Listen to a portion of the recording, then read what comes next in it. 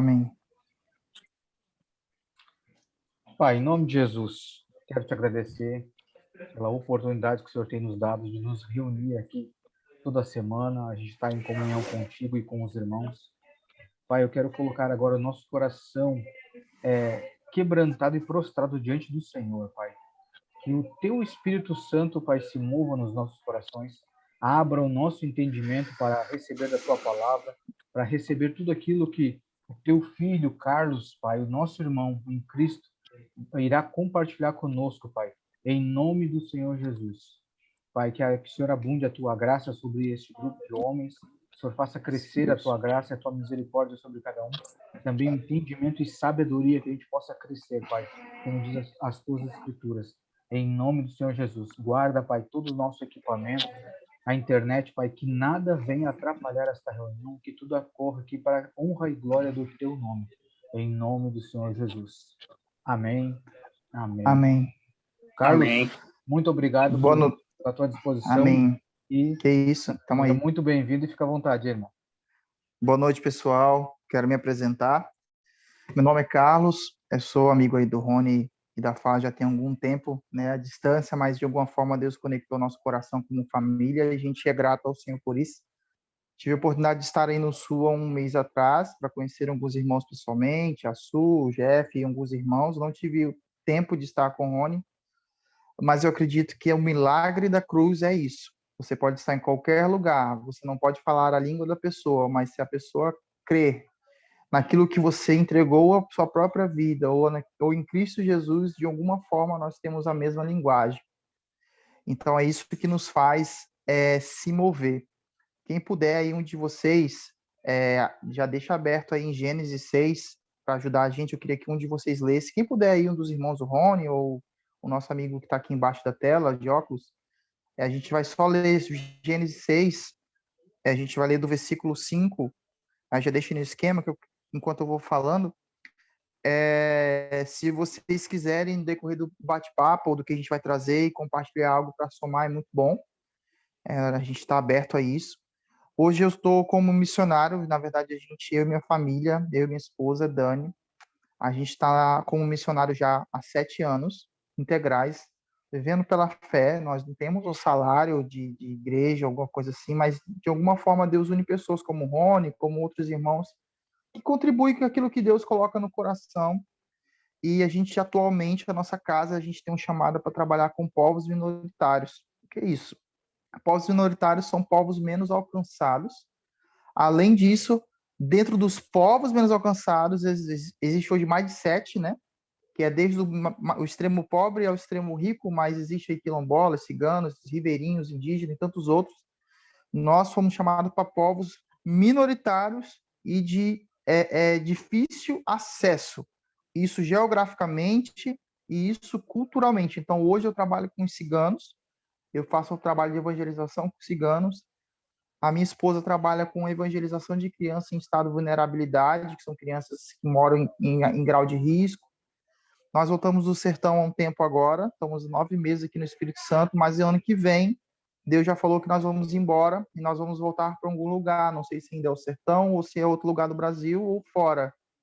Nós íamos para o México esse ano, depois do Covid, mas meu filho foi diagnosticado com autismo e a gente segurou a onda um pouquinho para dar o tratamento para ele e dar esse suporte. Ele tem 4 anos, então a gente sentiu que a gente precisava fundamentar ele, deixar ele legal, para que quando Deus falar assim, sai do país, ele esteja bem espertinho.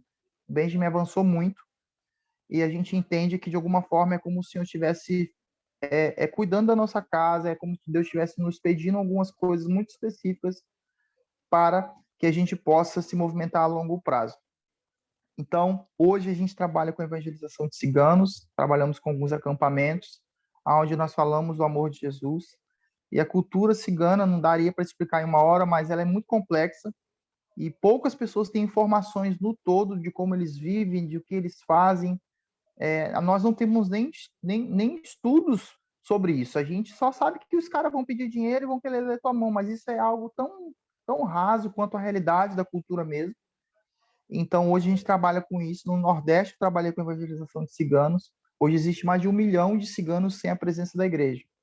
Além disso, eles não sabem ler, então existe um processo de discipulado e evangelização que é bem complexo, porque você não dá para você só dar a Bíblia para o cara e dizer Jesus te ama. Você precisa discipular, você precisa ler a Bíblia para o cara, e como o Paulo diz, né, que os nossos testemunhos se tornam agora as cartas vivas, né? Então, o teu testemunho, o meu, se torna agora maior do que uma pregação de domingo.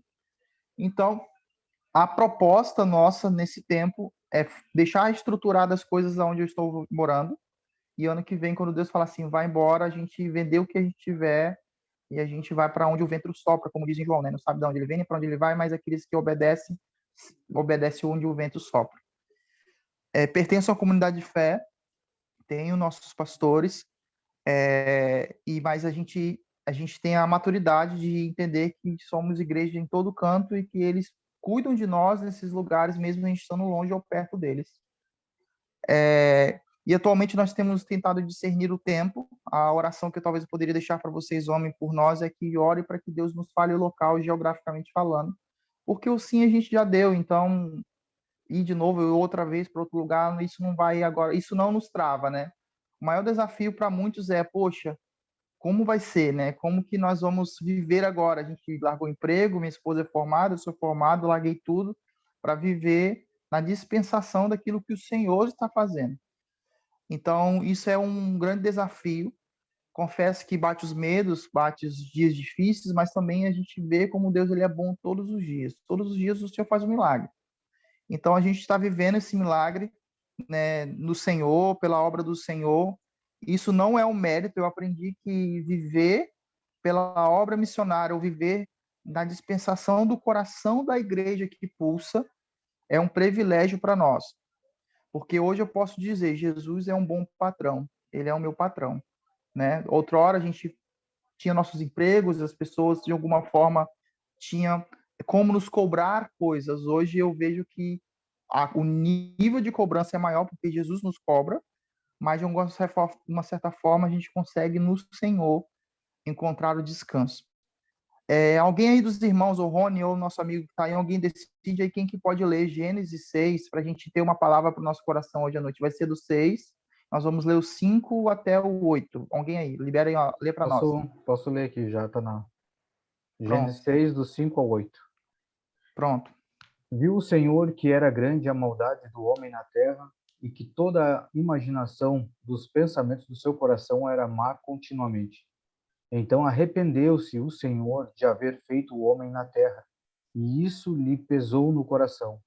E disse-lhe o Senhor: Destruirei da face da terra o homem que criei, tanto o homem como o animal, os répteis, as aves do céu, porque me arrependo de os haveres feito. Noé, porém, achou graça aos olhos do Senhor. Beleza. Olha só que coisa legal. Quando você vê a etimologia dessa palavra arrepender, não é um arrependimento que a gente tem quanto o pecado. Deus não se arrepende de nada que ele faz. Em uma palavra bem rasa, e se arrepender é tipo assim, poxa vida, e agora eu vou ter que fazer uma outra coisa para trazer essas pessoas a mim.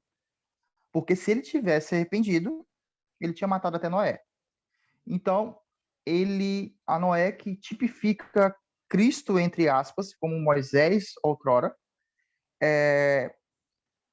ele traz o seguinte, olha, todo mundo, uma palavra bem rasa, tá todo mundo lascado, eu preciso agora resolver isso. E eu costumo dizer que Deus é um Deus que pode resolver os nossos problemas, porém eles não se tornam maior do que Deus para que esses problemas sejam prioridades. Então, já acaba aquela coisa de campanha, né? Deus ele tem a capacidade de resolver o meu problema e ele não pode ser maior do que a obra do Senhor no todo. A misericórdia, a graça, a salvação, a redenção, o reino de Deus. Então, havia um problema para resolver e Deus precisou resolver. Só que em meio a um caos, alguém encontrou a graça de Deus. Mas como assim, cara? A graça, se a graça vem através de Cristo? Ou seja, em meio ao caos, onde Cristo ainda não havia se manifestado na terra, mas estava diante do Senhor sobre todas as coisas, alguém extraiu algo do céu de tal forma que a graça alcançou esse cara, ou o favor não merecido. Olha só que coisa louca. O favor não merecido alcançou o coração de Noé. E aí agora ele tem uma postura a partir disso. Que é o que eu quero entender. Eu sou missionário, o Rony tem a função de trabalho e está cuidando de pessoas, então tá no encargo pastoral, e tantos outros nós, os nossos irmãos aqui que eu não conheço. Deus, pela misericórdia do Senhor, nós encontramos a graça dele. Qual foi a postura de Noé depois que ele encontrou o favor de Deus? Ele começou a revisar toda a sua jornada, e você percebe que durou 100 anos, cento e poucos anos para a arca se construir de fato. Então, Deus deu um tempo para que ele construísse o melhor lugar seguro que ele poderia estar. Então, quando eu assumo a responsabilidade através de uma revelação do Senhor e eu decido dizer sim para ela, eu agora começo a minha jornada de construção. E essa jornada de construção, ela é determinada a partir de mim e daquilo que Deus quer fazer através de mim. Então, nós, como homens, quando nós dissemos sim para o Senhor, nós agora assumimos uma responsabilidade de revisar o quê? Toda a nossa jornada. Então, quando Noé, ele agora encontra a graça de Deus, olha que coisa linda, ele começa a pensar assim, cara, esse povo não está me dando ouvido. E ele começa, mesmo o povo não dando ouvido, a construir algo. A arca. Você vai ver que ele começa a construir e ele passa cento e poucos anos, ou 100 anos, galgando um lugar. Só que quando você vê, ele vai o quê? Ele vai e começa a fundamentar a família. Porque a cidade ou o lugar que ele estava inserido não correspondeu àquilo que ele estava propondo pelo que Deus já havia ordenado. Só que um homem fiel e que encontra a graça de Deus, talvez não vai conseguir arrebanhar nações, mas vai conseguir e tem a capacidade de rebanhar a casa. Consegue entender? Então, Noé agora arrebanha somente a casa, ou seja, ele ganha o coração dos filhos, porque os filhos poderiam se rebelar. Só que o testemunho desse cara era tão fiel que ele tinha um padrão, então as pessoas olharam para um padrão. E a partir do padrão que elas encontraram, os filhos, as pessoas que estavam no cotidiano dele, eles se submeteram a essa graça que outrora não era comunicada. E aí o que acontece? Você percebe que quando você vê, diz assim, ó, e todos os animais entraram na arca lá na frente. E Noé, e todos os animais entraram na arca unido com seu pai, em outras versões, ou para par, e os seus filhos. Então Noé fecha a arca. Olha só que massa. Um homem que dá destino e que entende o seu propósito, ele é o homem que fecha as portas desse lugar seguro. Ou seja, o nosso papel nunca vai ser deixar ninguém para trás. O nosso papel, nem que seja necessário nós tomarmos a chuva do inverno, a chuva do verão, nós vamos colocar primeiro todos para dentro. Que massa, né? E aí você vê que toda a postura dele de proteger os filhos ou a casa não antecede por ele. Ou seja, ele não entra primeiro na arca. Quem entra são os filhos e aquilo que Deus colocou sobre ele. Quando passa o time e ele tenta ver a questão da terra, e aí você vê que Noé, dentro dos filhos e dentro de toda a estrutura da arca ali, que era o lugar mais seguro que ele poderia estar, você vê que começa a partir do sacerdócio de Noé. É ele que lança o corvo, da mesma forma é ele que lança a pomba, a rolinha. Ou seja, você vê que toda a ação de Noé é relacionada ao sacerdócio. Quando a arca para e eles discernem que as águas estão secando, quem abre o portão? Noé. Lógico que Noé depois ele vai se deleitar em uvas ali. Só que pensa o seguinte, Deus está nos dando um gráfico de um padrão de pessoa que encontrou a graça de Deus, construiu um lugar seguro por uma obediência, ou seja, ele obedeceu a palavra. E isso é tão forte nesses dias do fim, cara, porque se eu e você não só deixar, porque ouvir a gente já sabe o que tem que fazer, mas se a gente começar a obedecer e andar em cima de uma obediência, nós vamos conseguir galgar lugares seguros, mesmo estando um caos.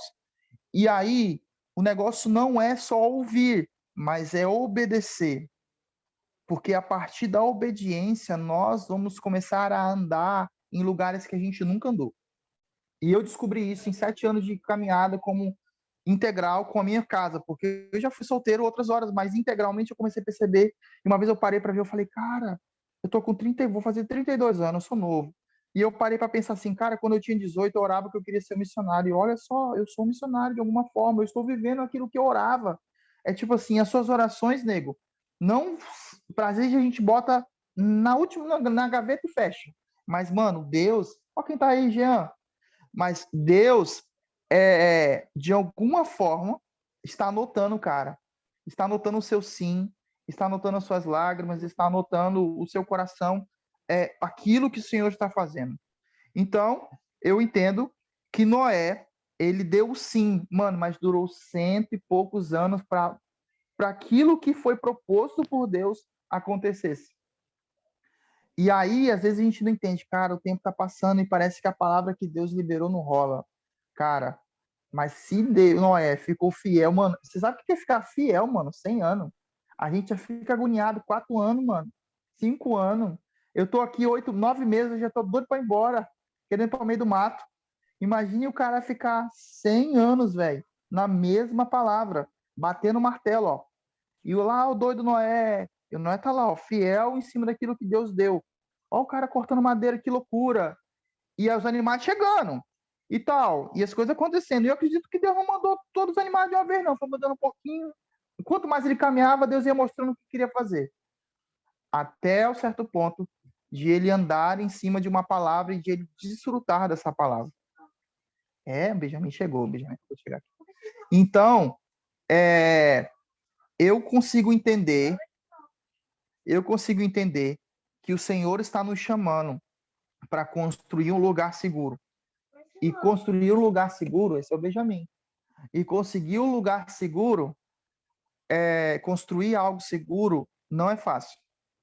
Mas é necessário para que nos dias difíceis, quando ele chegar, nós possamos ter fundamentos para dizer. Nós vamos poder dizer e nós permanecer, estamos firmes naquilo que foi proposto. Então, quando eu começo a refletir nisso, é algo que Deus está. E você vai ver que lá na frente, em Mateus, Jesus fala assim: ó, quando chegar os dias de Noé, como os dias de Noé, aí virá o fim. Que dia, meu? Os dias de Noé, os dias de caos. E nós estamos entrando nesses dias, e aí é Deus nos dando um alerta e um padrão. Opa, como que vai ser então que nós vamos permanecer? Como ele comparou os dias de Noé, ele compara, como os dias de Noé sem chegar ao fim, a tribulação e tudo mais.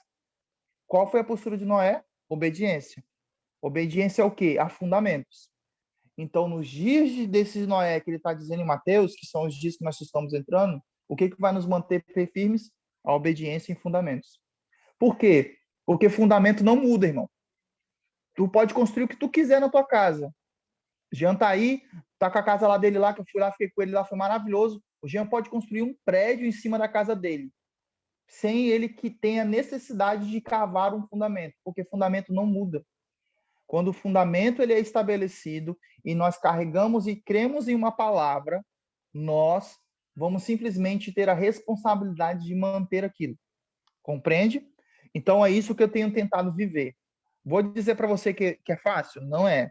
Cara, eu tô passando uns dias, aqui papo de homem, eu tô passando uns dias dificílimos de decisões específicas, sabe? De, às vezes, você depositar confiança em coisas, depositar confianças em homens, e às vezes você se frustra. E a cada dia Deus tem me ensinado, cara, eu que te sustento, sou eu que faço as coisas acontecerem. E eu acredito que vai ter homens peritos em coisas específicas para os tempos do fim. Homens que vão ser perito. O que é perito? É um cara que ele domina uma área e que de tal modo ele vai dar destino às pessoas a partir disso. Então, Noé, por mais que ele peca lá na frente ou ele se deleita no vinho, ele mostra a fragilidade dele. E ele mostra, mesmo eu obedecendo a Deus, eu ainda continuo sendo homem. Você quer ver só? Eu tenho lido sobre paternidade, algumas coisas, tentando discernir algo. E você vê que Paulo ele chama Timóteo. E para Timóteo andar com Paulo, Paulo dá uma, como eu poderia dizer, ele dá uma diretriz, vamos colocar assim. Ele circuncida Timóteo, certo? Ele castra Timóteo de alguma forma. Castra não, ele corta ali o prepúcio, né? E tu já parou para pensar, Timóteo, ele era adulto, cara. Para circuncidar, as crianças tinham que ter 6 anos, 6 dias de nascimento, para, né, para se tornar ali um praticante do judaísmo, da lei oposta por Moisés. Só que ele era um adulto. Tu já parou para pensar aqui entre homens, o que é alguém chegar assim, ó, abaixa as calças aí, cara. Para você ir viver o que a gente tem que ver, abaixa as calças. E assim, corta a pele ali. E aí o louco é o seguinte, que Deus está nos colocando em uma caminhada que agora vai nos custar tudo, inclusive a nossa vergonha, ok? Só que quando nós expormos as nossas vergonhas ou as nossas fragilidades, as pessoas que nós andamos, ou a igreja que nós participamos, elas não vai nos castrar, entendeu? Não vai nos castrar. Porque a maior demanda hoje é que, por nós não encontrarmos um lugar seguro para partilhar as nossas mazelas, nós não partilhamos. E por isso nós não vivemos aquilo que diz assim, olha, confesse o seu pecado uns aos outros e vocês serão perdoados e sarados. E a gente pede um perdão meio que aquele perdão que só consola a nossa alma, mas que não nos sara, sabe? E aí a igreja às vezes não é madura o suficiente para ouvir a minha vergonha. E aí eu não consigo desfrutar aquilo que se chama cura, ok? Só que eu acredito que nesse tempo Deus vai nos dar a responsabilidade de como homem, que nós vamos receber ou vamos ouvir a vergonha do outro, mas nós não vamos castrar ninguém. Nós vamos dizer assim, cara, nós estamos juntos. Nós vamos construir algo junto, nós vamos construir algo seguro. Então, dentro disso, a gente está aqui, vai para meia hora de bate-papo. Eu não quero direcionar a palavra em mim. Eu queria que a gente juntos, a gente conversasse um pouco sobre isso, para que a gente possa juntos edificarmos uns aos outros, sabe? De tal modo, Deus está nos chamando, cara. Eu confesso que às vezes eu me sinto cansado. Ah, meu Deus, eu só tenho Jesus, Benjamin, Dani e um carro. E às vezes eu fico pensando, Senhor, eu preciso construir alguma coisa, eu preciso me estabilizar em algumas coisas. Estou ficando velho, daqui a 10 anos eu vou ter 42, será que eu vou aguentar a mesma jornada? Só que no mesmo tempo que eu me cobro com isso, eu fico pensando, Senhor, até aqui o Senhor tem sido bom. E se o Senhor quiser, o Senhor vai fazer o milagre necessário para que o Benjamin possa continuar a minha jornada. Então, eu tenho tomado decisões. Uma decisão que eu tenho tomado para abrir o coração para vocês é que eu não tenho colocado mais as minhas mãos em coisas que eu não fui chamado para fazer. Eu sou um evangelista. E eu sou aquele cara que consegue anunciar o evangelho como o Billy Graham falava, para que todos compreendam, desde da criança ao adulto. Nem tão complexo e não tão raso. E eu parei para pensar que eu estava querendo mobilizar coisas. E eu falei assim, Deus, isso está acabando comigo. Eu não sou mobilizador. Eu só sou um cara que vai como uma flecha, ou eu sou um precursor que abre o caminho para que a fundamentação do presbitério chegue. E aí, sabe o que eu decidi? Eu não vou botar mais minha mão, não. Não vou botar, mano. E acabou. Sabe por quê? Porque se a gente quiser fazer aquilo que nós não fomos chamados para fazer, nós vamos morrer. Principalmente nesses dias difíceis. Hoje eu estou filtrando isso para que eu consiga terminar a minha jornada. E quando eu tiver velho, eu posso dizer assim, ó, eu cumpri com fidelidade a minha jornada e a minha vocação. Então, é isso que eu tenho desfrutado. Eu queria que o Rony aí vê como é que vai fazer, mas vamos juntos aqui nesse tempo, sabe? Partilhar um pouco do nosso coração, dentro daquilo que se você sentir à vontade, se Jean ou qualquer outro irmão quiser falar algo, acho que seria mais lindo da parte do Senhor, porque aí um edifica o outro, né? Eu acredito o seguinte, que dentro de uma reunião simples, né, é como um balde derramasse. E ele está tão cheio que essa água lava os pés de todos. Então, quem quiser compartilhar algo, a gente junto ali, construir algo junto, tá liberado aí. Amém, amém. Carlos, sim, é simplesmente fantástico a forma com que você trouxe essa palavra. Me chamou muito a atenção, né?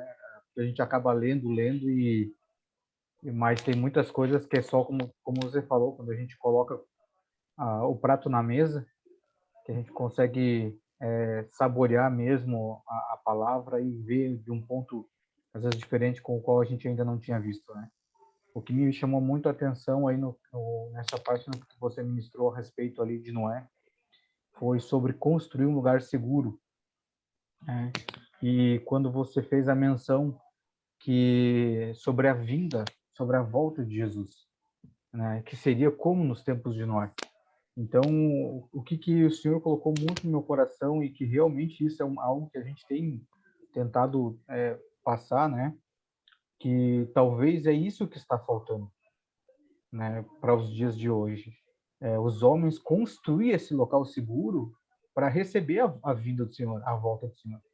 Assim como Noé construiu, né? E o que é tão louco nessa questão de Noé é que hoje a cada minuto, a gente está querendo ouvir a direção de Deus. Cada pouco a gente quer uma instrução, cada pouco a gente quer uma palavra, alguma coisa direcionada do Senhor. Mas veja que Noé, ele ouviu a palavra uma vez e obedeceu. Ele recebeu a Sim, instrução e ficou 100 anos, como você falou, 100 anos o cara lá batendo o martelo.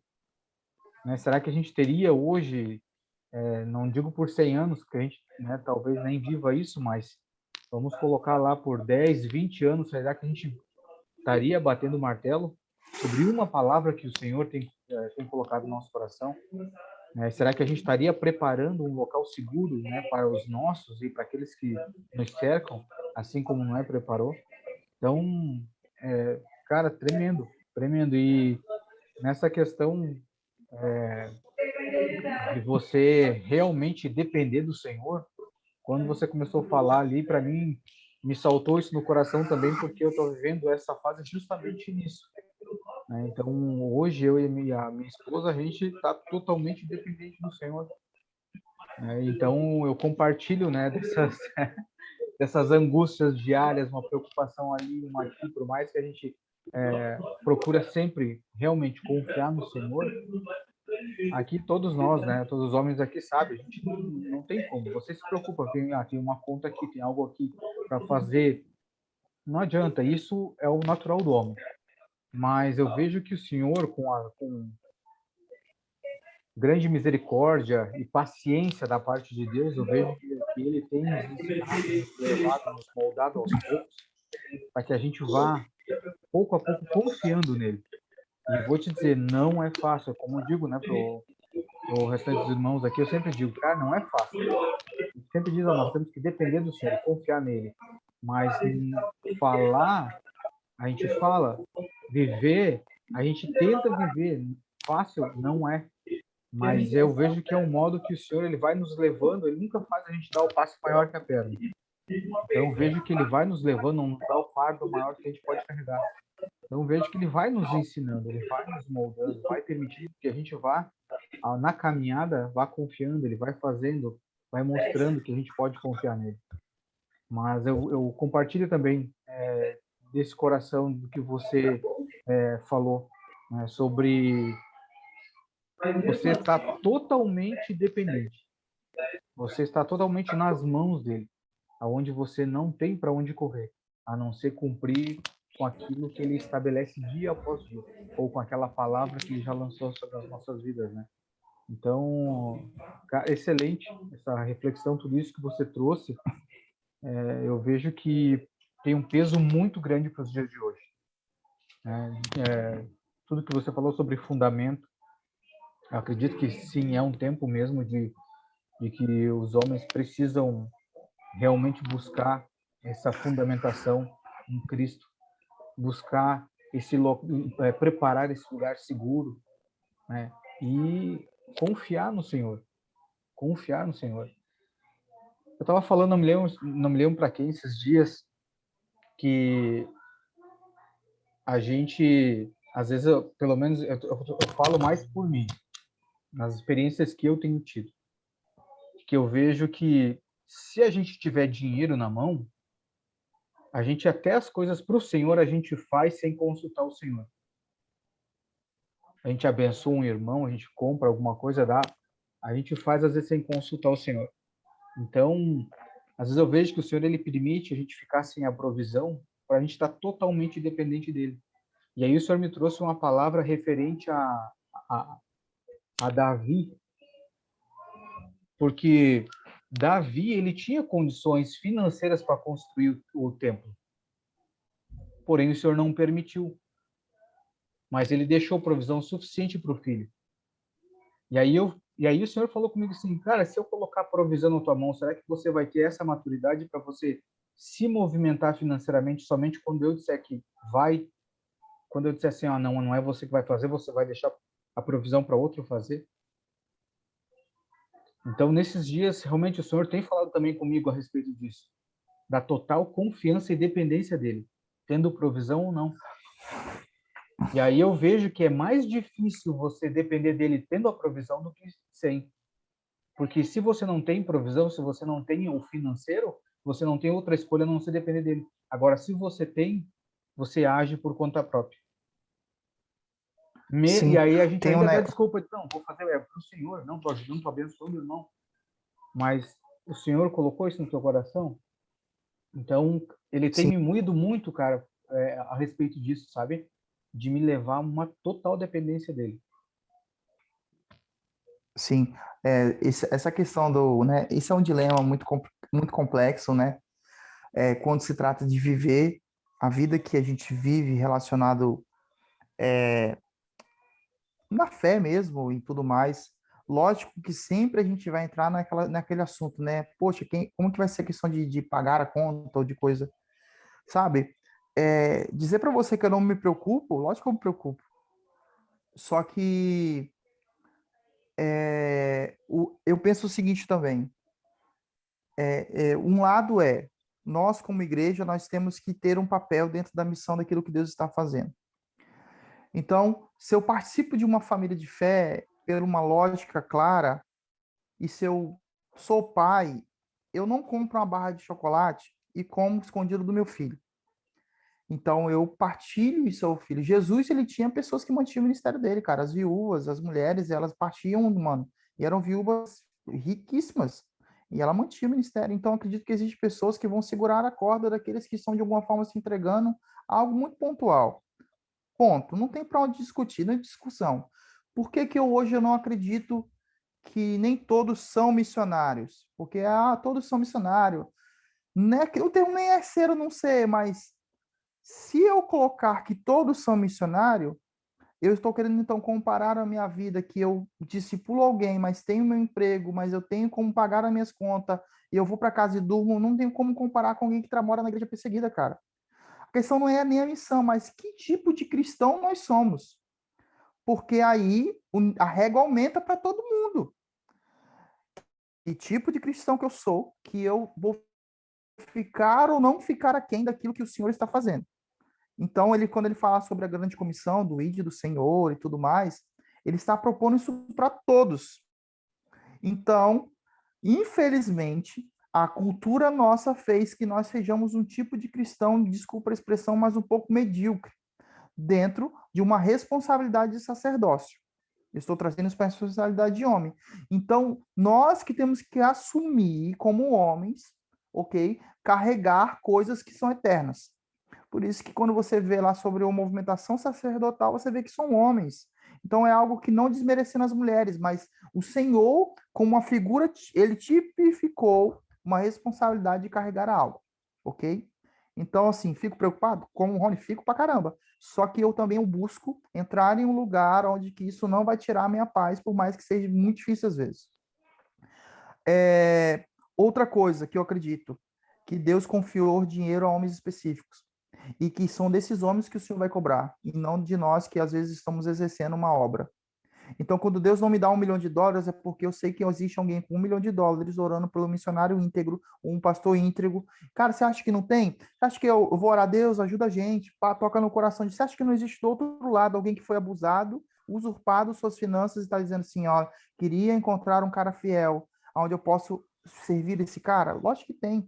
Aí, qual é a oração que eu oro? A oração que minha esposa costuma orar. Deus, me faça encontrar os tesouros escondidos. Cara, esses tesouros escondidos são o que vai balizar muita gente no tempo do fim. Essas pessoas vão acessar o lugar onde que Deus vai olhar para esse cara e vai falar assim, ó, uma caixinha de leite, um carro zero para esse cara, para mim é a mesma coisa. Eu vou dar o que for necessário para construir aquilo que o Senhor quer fazer. Então, só que eu entendi algo. Hoje, eu não calculo para dizer o sim. Porque se eu calcular, eu não faço. Eu tô lascado. Mano, não se calcula aquilo que o Senhor... E sabe que outra coisa que eu disse para um amigo meu, um líder, eu falei, cara, eu não tenho preço. Se você não quer ajudar, glória a Deus, irmão, eu não tenho preço, mas eu tenho valor.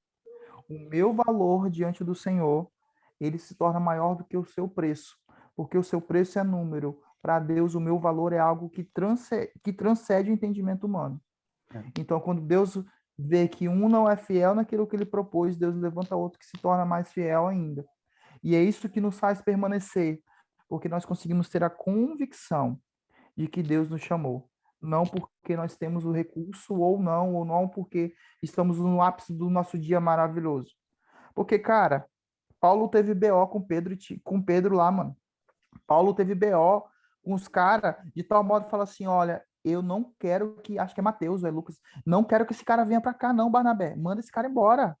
Mete o pé. Aí ele discute com o Barnabé, mano, e fala assim: Barnabé, você também, mete o pé. E aí a Bíblia diz que um foi para um lado e outro foi para o outro, dentro da obra missionária, cara, dentro do contexto da plantação da igreja. Você acha que a gente não vai ter agora?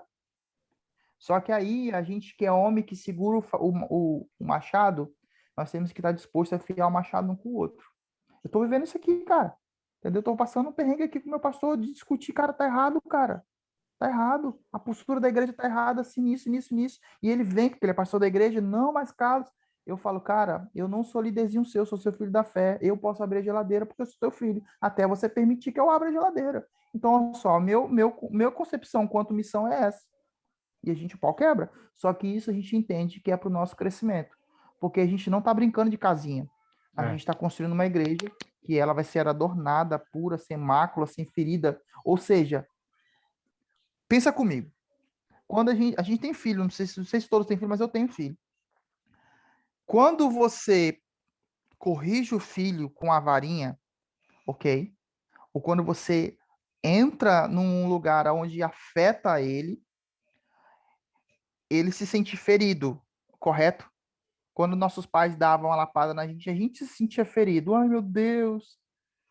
Só que hoje nós somos homens e nós sabemos que aquela suposta ferida emocional hoje nos baliza a fazer o que? A mesma coisa. Sabe o que eu entendi quando você fala lá sobre uma igreja sem mácula, sobre sem ferida, sem nada? Não é uma igreja que não passou por luta. É uma igreja que ela experimentou as feridas necessárias, de tal modo que ela alcançou, através de experimentar, ela alcançou no próprio Cristo, que é o cabeça da igreja, como ser uma noiva madura. Então, ter atrito ou ter desavença dentro da comunidade de fé, mas que se resolva a partir disso, é o que nos faz ser uma igreja sem mácula, ou seja, sem vergonha. Não, o pau quebrou mesmo, mas estamos aqui firme. Quantos anos Josué andou com Caleb e Moisés, meu? Mais de 40. Você acha que não rolou pé capá? Lógico que rolou. Você acha que não rolou gente querendo para os seus próprios interesses? Só que Deus, cara, chamou todos nós para que a gente já possa assumir a responsabilidade nesse tempo do fim. E que nós possamos assumir a responsabilidade de tal forma que eu acredito que Deus vai levantar a cara e de seguinte forma falar assim, ó, quanto custa? Porque tem, cara. A gente tem que entender os papéis. Paulo, ele reclamava da igreja sobre ela não ser fiel, ele falava assim, ó, por vocês não serem fiéis, estou construindo tendas. Mas outrora, ele falava para a igreja dos Colossenses, ó, vocês são uma igreja que são fiéis até aqui. A única queixa que eu tenho é que vocês mantenham a fé e o testemunho do evangelho anunciado. Ou seja, tinha igrejas que ele descia o sarrafo, tinha igrejas que ele falava sobre como elas tinham um padrão. Aí ele fala assim, ó, para as igrejas que ele descia o sarrafo. Estou enviando meu filho Timóteo para que, como exemplo, vocês sigam.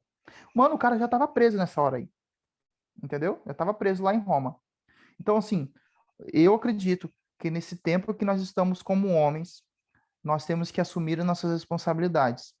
Deus vai colocar finanças nas mãos que tem que colocar finanças. Deus vai colocar ombros fortes para que as pessoas possam carregar a glória de Deus. E Deus vai colocar o coração de, como diz a Escritura, né, uma oração bem forte que um amigo meu orava, como um búfalo selvagens. Cara, às vezes a gente lê a Bíblia, né? Eu sou um pouco místico. Então, assim, tu já parou para pensar por que Deus usa como um búfalo selvagem? O búfalo selvagem é aquele animal que ele entra, mano, dentro da mata e sai arregaçando tudo. Então, existem homens que vão ser precursores como o búfalo selvagem, que eles vão entrar em um lugar onde ninguém quer ir, mas ele vai abrir caminho para que a igreja entre. Então, irmãos, para abrir oportunidade para os outros falarem, se vocês assim quiserem, eu acredito nisso, sabe? Que eu oro para que a gente alcance um nível de igreja onde que o seu problema é o meu problema. Eu oro, cara, eu oro para que isso chegue um tempo, que isso é distante ainda.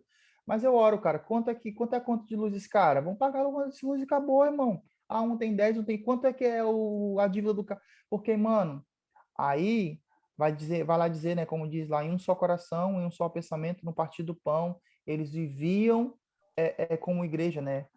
Quando você vê isso, o Paulo falando sobre isso, quando falava sobre a igreja dos apóstolos. E a igreja dos apóstolos, por mais que é a referência para muitos, tinha BO.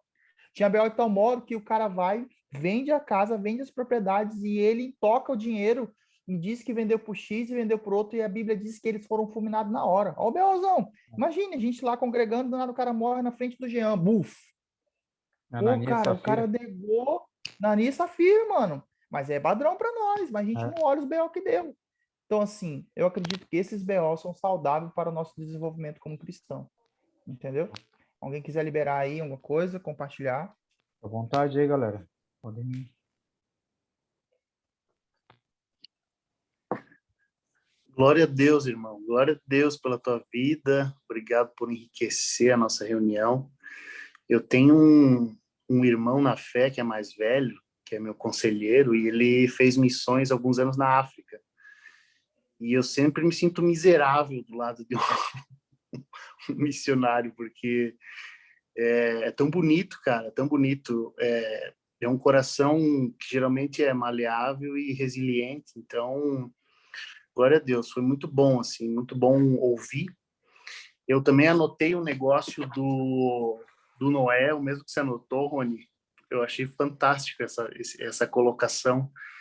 Aquele que anda em obediência vai galgar lugares seguros na grande tribulação. E a gente vê muito profeta da internet, né? Vamos fazer um bunker, cuidado com isso, cuidado com aquilo, invista nisso, invista naquilo e tal, não sei o quê. Quando a grande questão é você andar em obediência, né? Então, foi muito bom isso. Vou guardar isso aqui no meu coração. Mas eu queria te fazer uma pergunta, irmão. Você falou uma hora que o teu dom de evangelista e o Espírito Santo te dá as palavras para que não seja um evangelho nem raso e nem profundo. Quando você chega numa comunidade, assim, por exemplo, os ciganos que você falou, como é que é a tua estratégia? Como é que você conversa com eles assim inicialmente? Se você puder fazer uma resenha rápida em relação a isso, eu tenho muita curiosidade assim desse dom evangelístico, porque eu sou uma pessoa assim que eu já vou me formatando nas palavras e vou tentando assim não dar espaço para a pessoa sair daquilo que eu quero dizer e tal. Mas eu tenho uma curiosidade de entender como é que Sim, você chega nesse pessoal. legal. Depois a gente podia ver até Rony, a gente podia fazer alguns estudos pontuais sobre isso, né? Sobre cinco ministérios e sobre vocação, o que é vocação, o que é encargo. Com Bom, certeza, vamos lá. com Eu certeza. tenho um encargo, ok? Eu tenho algo quando você fala dos cinco ministérios, eu sou um evangelista dentro dos cinco ministérios, você vai ver que ele fala sobre a edificação da igreja. Edificação no corpo ou edificação para o corpo, é diferente. No corpo é uma coisa, para o corpo é outra coisa. Então, isso a gente tem que falar outra hora, que a gente vê com o Rony depois. Mas eu, como evangelista, eu possuo ferramentas que isso também é algo que você não está na Bíblia, mas é algo que você vai estudando escatologicamente, você vai orando e Deus vai te dando graça. Então, existem algumas ferramentas que o evangelista carrega. Um deles é sobre a facilidade de anunciar o reino de Deus. Porque Estevão era um evangelista. Você vê que antes da morte ele anuncia desde Moisés até Apocalipse, cara. Em pouco tempo, levando pedrada. Então, é algo que é do encargo. Ok? Eu não tenho encargo pastoral, por mais que eu cuide de pessoas. Eu não tenho uma porção, por mais que eu flua. Isso não me impede de fluir no profético, isso não me impede, mas o meu cargo, o meu encargo grosso é evangelista. Então, quando eu entro nesses lugares, eu tenho que ter eu faço um estudo de campo. Então, exemplo, se eu vou falar com os ciganos e eu já tenho experiência é uma coisa, ou se eu não tenho experiência. No meu caso, eu já tenho experiência com cigano. Então, meu linguajar muda quando Paulo fala que eu me fingi de tolo para confundi-los. A minha forma de andar fisicamente muda, a minha vestimenta muda. Vamos supor, acho que eu cheguei a falar isso com o Jean, quando a gente estava aí trocando ideia. Um cigano, geralmente ele fala assim, ó, ô, irmão, bom dia. Queria saber como você está hoje aí? Ah, não. Eles falam assim. Eu já sei disso. Então, quando eu chego com um cigano, eu chego, ô, irmão, tudo bem? É aqui que mora o cigano? Ô, irmão, sou amigo também lá do cigano, lá do Rio. Queria saber se a gente pode conversar para tomar um café. Como é que tá o senhor? O cigano, que é cigano, ele vai se estranhar, mas ele vai entender o que eu estou falando. E ele vai perguntar, você é Calon? Eu falei, não, sou Calon não, mas eu sou amigo do cigano. Calon quer dizer que é da etnia dos ciganos. Porque nós somos brasileiros para o cigano. E eles são ciganos. Ponto, acabou. Cigano é da origem indiana. Agora vamos supor, mudar totalmente de contexto. Eu vou para a Amazônia, como eu fui. Eu não conhecia as pessoas, mas eu perguntei para o pastor, quanto essas pessoas conhecem de Jesus aqui? Ela falou, Carlos, são pessoas leigas. Tá, mas alguma coisa, você já estudou alguma coisa? Ela, não, a gente fala de Jesus, conta um pouco da tua história. Eu contei um pouco da minha história, do que a obra de Cristo fez em mim. Ponto. Através disso, Deus vai te dando revelação do que... Então, o que eu entendi? Quando eu estou no escuro, eu conto da obra redentora do Senhor que veio para mim. O que eu recebi de graça eu vos dou. Aonde abundou a treva, superabundou a luz. Você vê quando Jesus entra em Cafarnaum, qual é a pregação do cara? Aonde abundou a luz, superabundou a misericórdia do Senhor. Ele vai falar sobre arrependimento. Você vê que o evangelho ele não é tão complexo, mas qual é o problema de hoje? É que todo mundo quer ter uma revelação, só que a revelação já foi dita. Eu sei que é maravilhoso ouvir um Hermínio, ouvir tantos caras fera daí e do sul, é tanta pregação, você dá um clique, você encontra a pregação tão complexa. Só que eu posso dizer uma coisa? Se essas pregações forem só teórica, elas não alcançam lugares minoritários, porque eles não vão entender. Então, a Bíblia diz que enquanto todos os povos, todas as línguas, tribos e nações não ouvirem o evangelho do reino de Deus, do evangelho transformador, de um evangelho de exercício, um evangelho de transformação, um evangelho de destino, um evangelho mano, de fundamentação. Agora a pergunta é, uma vez eu estava conversando com um grupo missionário, eu falei assim, explica a glória de Deus para um leigo. Eu quero que tu me explique a glória de Deus de algo figurado, de um modo figurado. E eu dei trabalho para os caras. Porque explicar a glória de Deus na igreja é uma coisa para quem conhece Jesus. Explicar a glória de Deus para quem nunca conhece é outra. Sabe o que eu entendi? A glória de Deus é como se fosse um Fusca rosa na fábrica da Volkswagen com vários carros do ano. A glória de Deus é algo que se destaca de tal modo que todos os olhos se voltem para lá no mesmo tempo. E aquela glória que é o Fusca rosa, por mais que esteja em um lugar gigantesco, ela consegue captar ou ela consegue atrair o meu coração. A glória de Deus é o próprio Cristo Jesus. Consegue compreender? Mas um leigo que não conhece sobre revelação, não dá para você complicar. Eu já recebi cara fera, mano, no YouTube, lá no sertão. Mas que ele passou perrengue lá, porque ele não sabia preparar algo simples. Ele estava tão acostumado a estudar tanto que ele passou, suou para falar de algo que ele descobriu há 30 anos atrás. Então, assim, você precisa estudar o campo, você precisa orar pelo campo, e você precisa simplesmente falar o que você vive ou sobre uma obra redentora. Simples assim. Agora, eu não posso ficar aquém ou acostumado, porque às vezes você fica tão dentro do mato que Deus vai e te coloca numa igreja local que você precisa falar sobre a causa missionária e existe doutos ali. Olha só como que Paulo era sinistro. Paulo ele entrava nos meios de todas as esferas. Paulo era doutor, cara. Só que ele às vezes falava para a garotada raso raso. Quando era para levar o padrão, ele chamava para resolver BO da igreja. Mano, Paulo não tava falando raso ali, Paulo tava descendo o nível de ensino seminário dele, mano. Aí o que eu entendi? Meu pastor me cobra muito isso, Carlos, agora o negócio aumentou. Tu vai ter que fundamentar aquilo que você acredita. Quando a gente se fala de ser perito, hoje eu estou indo para um caminho de eu me tornar perito em povos menos alcançados. Eu vou morrer se Deus não mudar até lá, falando só sobre isso. Ponto. Ah, eu preciso de alguém perito da igreja. Cara, aquele candanguinho ali que ninguém dá valor, que não prega todo domingo, mas aquele cara, quando ele for falar sobre família, ele vai saber falar sobre família. Aquele cara que é perito em finanças, ele vai saber o que ele está falando sobre finanças. Então, o que eu estou fazendo hoje? Eu estou fazendo uma pós-graduação em missão, porque eu quero alcançar os doutores também, entendeu? E aí a minha fala é o seguinte, quando nós formos falar de missão para os caras crânio, nós vamos pegar ele nas escrituras, de tal modo que as escrituras e o Espírito de Deus que vai convencer, não a minha fala bem estruturada. Consegue compreender? Legal, cara. É isso que eu ficava pensando.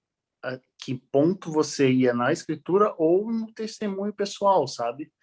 E tremendo. Eu acredito que Exemplo, isso aí também é geralmente em uma povos menos... construção, né, Carlos? Sim, geralmente, Porque eu não sei como é que fica... creio... Desculpa, pode falar. Eu creio Pode falar. que toda essa vida missionária também, ela vai de muita paciência, muita graça, e como você falou, né, além de a gente, como sacerdote, construir esse local seguro, acredito que também nessa área missionária você tem que ir construindo tudo aquilo que você vai trilhar, né, porque você Sim, não se jogou na área missionária já sabendo tudo isso, mas sim. você foi, digamos, foi feita uma E transformação, não foi a você última foi, coisa que restou. Ah, não nada serviu para mim, vou ser missionário da igreja. Não. não, Tem que custar alguma coisa. Você quer ver só que parada louca? Eu não sei como é que vai ficar a reunião, se ela corta em 1 hora ou não, mas que a conversa tá boa. E o Jean sabe que eu gosto de conversar até 3, 4 horas da não, manhã. pode. É, o que eu fiquei pensando? Que a gente precisa saber o que a gente está fazendo, entendeu? Então, eu estava conversando com um pastor aqui da igreja local, e não estou denegrindo ele, mas ele veio querer falar sobre missão comigo. E eu falei, cara, tu já viveu pela fé mesmo? Tu já foi alguma vez no campo? Ele falou, já fui uma vez, fiquei 40 dias, mas você sabe o que é vir integral, com tua família, com teu filho, com tudo lá, longe de casa. Aí falou, não, integral não, fiz uma missão. Então, cara, se tu não sabe, se tu não viveu, não fala, mano. Porque aí você vai construir uma vida poética pro outro. É. Você vai construir um evangelho romântico. Então, assim, eu não falo sobre coisas que eu não sei, cara. Simples, isso é algo lógico. Então, assim, eu não sou o cara de escatologia. Eu sei o básico para minha sobrevivência. Mas quando eu falo de ser perito, que aí a gente acaba com essa briguinha. Ai, eu queria estar pregando lá, eu queria falar. Meu irmão, foca naquilo que Deus te falou. Mano, o Moisés foi o cara que construiu um lugar seguro para a família dele, ponto, meu irmão. É a pregação do cara. Então, assim, exemplo, você vê que Jesus, ele muitas vezes ele pregava com parábolas, mas quando ele ia dentro do tabernáculo, ele abria as escrituras. Quando ele lê lá em Isaías, acho que 61, eles tentam matar Jesus e fala assim, olha, esse aqui sou eu, ele fala assim, né? E os caras vai pega Jesus foge, mano, de mora a morte. Olha que coisa louca. Só que quando ele ia tratar sobre o povo leigo, ele fala sobre parábolas. Então, respondendo a sua pergunta também, como que eu falo sobre Jesus para um cara que eu nem conheço o campo, por exemplo? Eu já falei para um senhor de 70 anos que ele se converteu, eu falei assim, lógico, cara, quando eu tô na cultura, eu sou pito no lixo. Então, se eu tô eu não sou nordestino, mas se eu tô nordeste, eu vou tentar falar o mais parecido com eles. E não querendo imitá-los, mas eu me lanço, mano. Porque essa coisa do missionário, do evangelista em si, ele tem característica, né? O evangelista ele é desbravador, desapegado, ele carrega ferramentas específicas, como os dons de cura, palavra de conhecimentos, movimentação profética e geralmente sinais e maravilhas. Então, eu não ainda nessas coisas que eu estou falando aqui rápido, eu não domino tudo, mas eu domino já alguns dons que são ferramentas para a minha movimentação. Então, o pastor também tem ferramentas. O mestre tem ferramentas. Isso, quando você for começar a futucar, você vai ver que, pô, cara, tem muita coisa que eu não vivo ainda. Então, eu cheguei pro senhorzinho, seu Chico, ô, seu Chico, beleza? Ô. Então, seu Chico, você tá vendo o açude aí? Tô vendo. Se a gente quiser ir lá pro outro lado, como é que faz? Ah, vai ter que pegar um barco. Mas se não tiver barco, eu precisar ir para lá? Não sei, vai ter que ir nadando. Mas não, tem jacaré, e agora? Ele ficou coçando a cabeça, o senhorzinho não sabia nem ler e escrever, nem sabia assinar o nome dele. Como tu evangeliza? Eu falei, seu Chico, a Bíblia diz que Jesus é como uma escada, como uma ponte. E que nós precisamos passar por ele ou nele para que a gente chegue no outro lado. Esse outro lado é o céu ou é o reino de Deus. Você está entendendo como que as coisas agora vão se tornando claras para o cara leigo? Agora vai falar isso no Mevan, onde tem mestre. Não funciona. Só que eu entendo também a graça de Deus. É que não funciona, mas quando o cara encarrega algo, não importa a simplicidade ou a complexidade, Deus toca o coração. Só que assim, quando você trouxe essa pergunta, me veio isso, sabe? Eu consigo falar de uma forma clara. Sabe? Exemplo, já falei assim uma vez no meio da rua, lá no sertão, cara. É porque lá o povo não sabe ler. Eu falei assim, foi o apelo que eu fiz. O cara pregou, eu fui fazer o apelo. Ele falou assim, cara, faz apelo. Eu falei, tá. Eu falei assim, quantos aqui, quando estão doentes, precisam ir para o médico e precisam tomar uma injeção e gostam de tomar aqui? Quantos gostam de tomar injeção? Aquela bezetacil. Ninguém levantou a mão. Eu falei assim, pois é. Aceitar Jesus, às vezes a gente não quer. Às vezes você acha que não precisa, não gosta porque tu é católico, só que você precisa do remédio para ser curado. É a mesma coisa. Jesus tem que entender que você precisa dele. Você querendo ou não, você precisa se entregar a Jesus, porque senão você vai morrer. Então são coisas que Deus na hora vai te dando insight, na hora. Tem o Espírito de Deus também, cara. O Espírito de Deus vai na hora, sabe? Não existe uma cartilha, mas eu acredito que são essas coisas que é o lindo do evangelho, que não existe um padrão a ser seguido, mas existe Cristo que é o cabeça. É mais ou menos isso. Por mais que a palavra seja simples, mas ela é tão certeira e ela cumpre com o objetivo, que é atingir o coração e a pessoa receber aquela palavra. Então, o objetivo é isso, é alcançar o coração. E eu não sei, posso estar enganado, mas eu prefiro muito mais essa palavra de um modo mais simples, objetivo e direto. Eu acho muito mais lindo, porque eu vejo que o evangelho é dessa forma, né?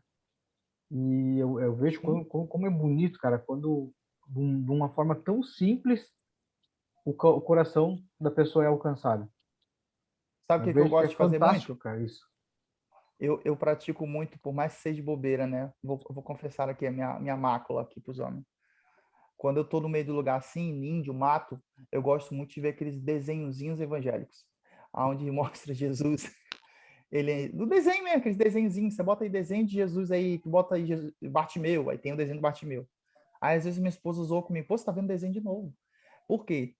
Porque quando eu penso em como que Jesus ele chegava, mano, era muito tranquilo, mano. Assim, quando se tratava de alguém que não tinha ele, sabe? Porque os fariseus, eles sabiam quem era, mano. Eles esperavam um governador, um cara num cavalo branco. Então, assim, Jesus, ele veio num jumentinho. E aí, o louco é que Jesus, você vê, né? Ele tinha um peso tão grande na simplicidade dele que era isso que, de alguma forma, transformava ou que convencia o coração dos caras. Entendeu? E o louco é que, quando Jesus tinha 12 anos, discutia com os mestres da lei, né? Olha o nível do cara. Na nossa linguagem, o moleque já estava já no nível de mestre aí, mano.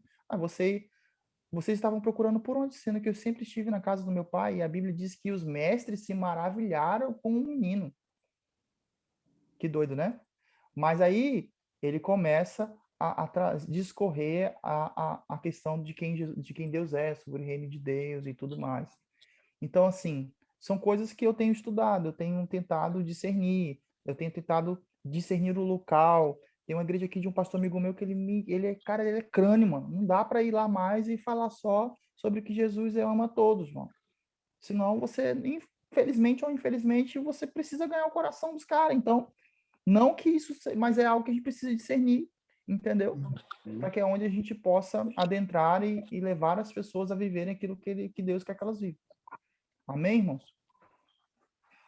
Amém. Maravilha. Muito show. Eu só vou parar a gravação aqui, mas a gente pode continuar o bate-papo aí, tá, galera? Só